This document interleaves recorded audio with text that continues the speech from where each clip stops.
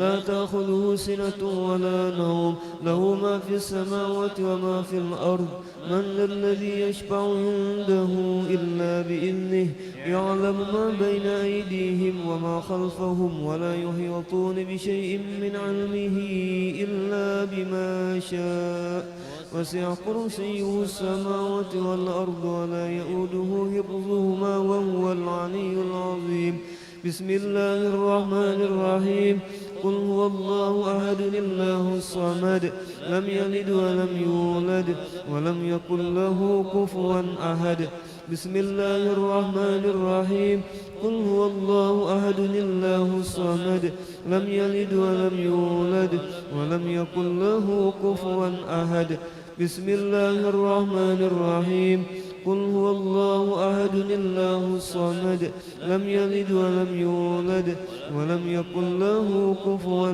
أحد بسم الله الرحمن الرحيم قل أعوذ برب الفلق من شر ما خلق ومن شر غاسق إذا وقب ومن شر النفاثات في العقد ومن شر حاسد إذا حسد بسم الله الرحمن الرحيم قل أعوذ برب الناس ملك الناس إله الناس من شر الوسواس الخناس الذي يوسوس في صدور الناس من الجنة والناس آمين آمين الله بسم الله الرحمن الرحيم الحمد لله رب العالمين اللهم صل وسلم على سيدنا محمد النبي الأمين وعلى آله وصحبه إلى يوم الدين اللهم اجعل وأوصل وأهدي وبلغ وتقبل ثواب ما قرأناه وما عملناه من أنواع الخيرات في هذا المجلس المبارك هدية بالغة ورحمة نازلة وبركة شاملة وصدقة متقبلة نقدمها ونهديها إلى حضرة نبينا وحبيبنا وشفيعنا سيدنا ومولانا محمد صلى الله عليه وسلم ثم إلى أرواح آبائه وأزواجه وإخوانه من الأنبياء والمرسلين صلوات الله وسلامه عليه وعليهم أجمعين وعلى آل كل والصحابة والقرابة والتابعين وتابع التابعين ومن تبعهم بإحسان إلى يوم الدين ثم إلى أرواح الأربعة الأئمة المجتهدين ومقلديهم في الدين والعلماء العاملين والفقهاء والمحدثين والقراء والمفسرين والسادة الصوفية المحققين وأولياء الكون أجمعين وإلى أرواح جميع أموات المسلمين والمسلمات والمؤمنين والمؤمنات خصوصا إلى روح السيد الشيخ السيد محمد بن عبد الكريم السمان المدني وخليفته مولانا الشيخ محمد رشيد بن عبد الله البنجري والشيخ سعد الدين محمد طيب بن مفتي محمد أسعد تانيران وديتو أحمد بن مفتي محمد أسعد باليمau وشيخ محمد كشف الأنور بن هجي إسماعيل وشيخ محمد شروني عبد بانيل وشيخ محمد سلمان مليا وسلمان جليل ثم وشيخ محمد شعراني بن عرب Kampung Melayu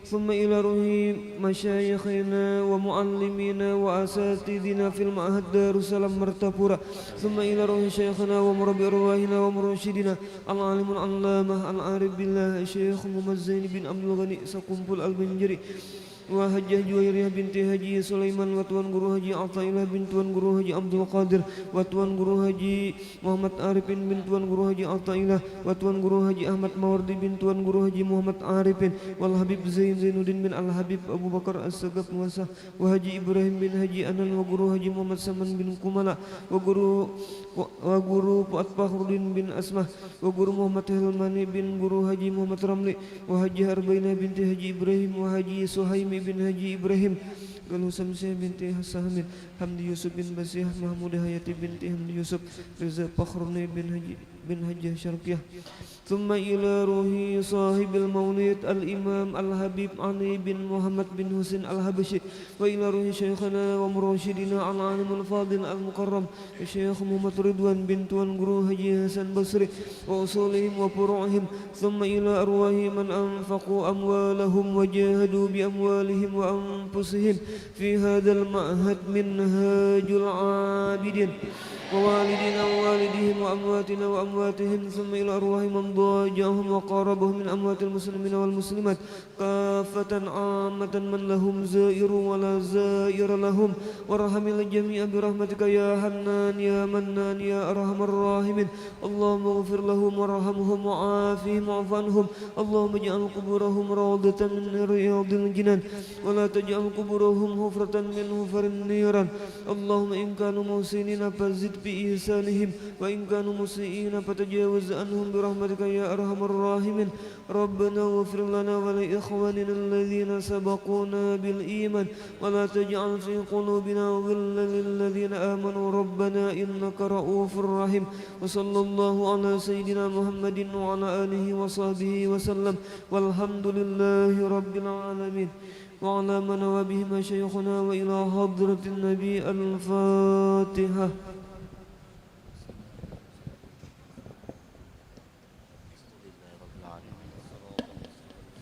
مستقيم صراط الذين أنعمت عليهم.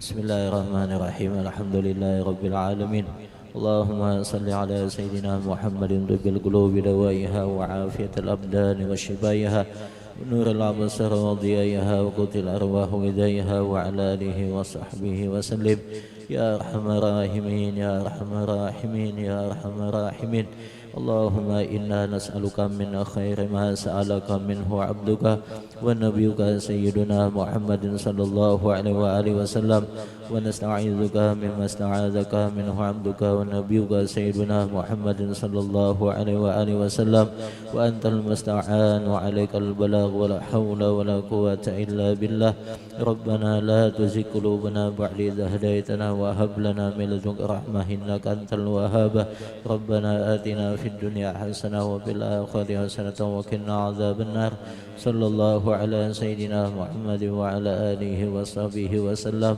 الحمد لله رب العالمين يا ربي بالمصطفى سيدنا وبر لنا ما مضى يا واسع الكرم يا ربي بالمصطفى بلغ مقاصدنا وبر لنا ما مضى يا واسع الكرم يا ربي بالمصطفى بلغ مقاصدنا لنا ما مضى يا واسع الكرم تقبل الله منكم